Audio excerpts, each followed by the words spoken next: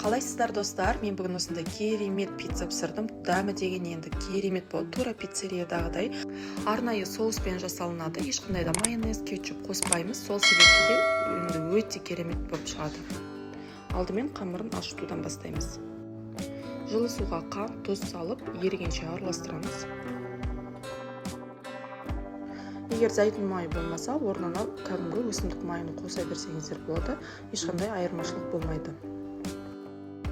Ашытқысын қосып, 1-2-3 минутқа бетін жауып қойып қоямыз.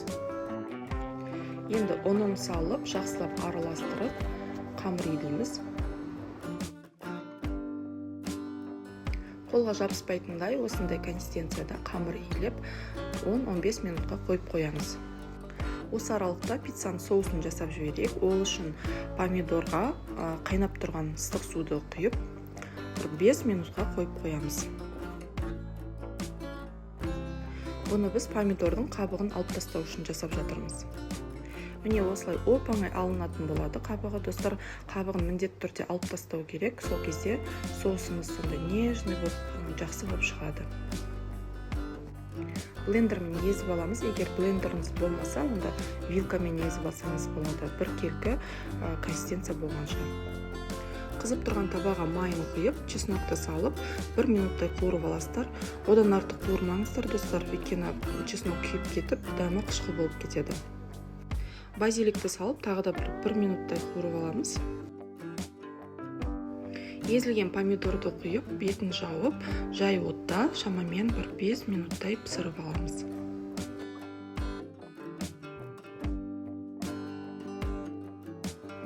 Дәміне қарай тұзын салып, паприка салып, араластырып, бетін жауып, 1 минуттай пісіреміз. Соусымыз дайын, достар. Соусты дайындау үшін шамамен 8-10 минут уақыттарыңыз кетеді. Қазір бұл сұйық болып тұр, суығаннан кейін қоюланады. 15 минутта нанымыз кішкене көтеріліп қалыпты, 2-ге бөлеміз.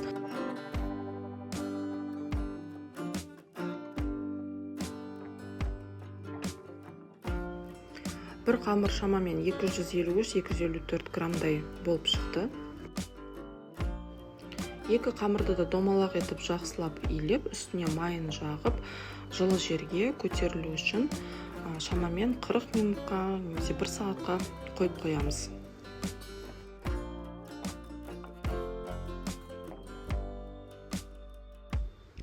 Қамырымыз күшті болып көтеріліпті. Енді оқтаумен жайып, пиццамызды дайындауға кірісеміз.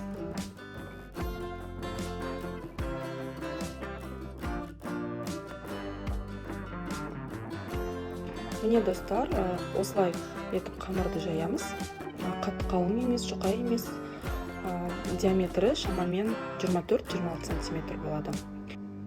Егер де бортик жасаймын десеңіздер, осылай өріп жасасаңыздар болады, бірақ бортик міндетті емес.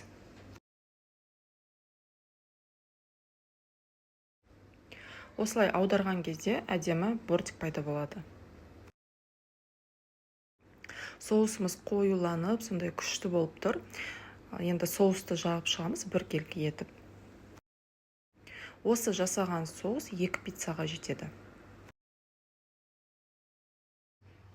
Енді ірімшікті салып шығамыз. Мен көбінесе моцарелла ірімшігін пайдаланатынмын. Бұл жолы Комо Country деген ірімшікті көрейін дедім.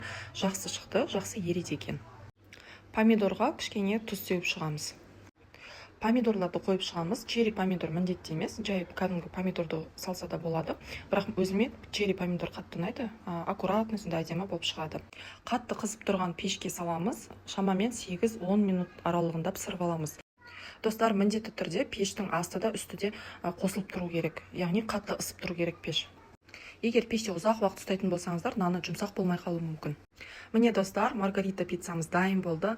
Дәмі деген енді өте дәмді болып шығады. Прям тура пиццериядағыдай. Міндетті түрде жасап көріңіздер. Ас болсын, сіздермен болған Назым. Лайк басып, комментарий жазып, каналыма тіркеліп кетіңіздер. Рахмет.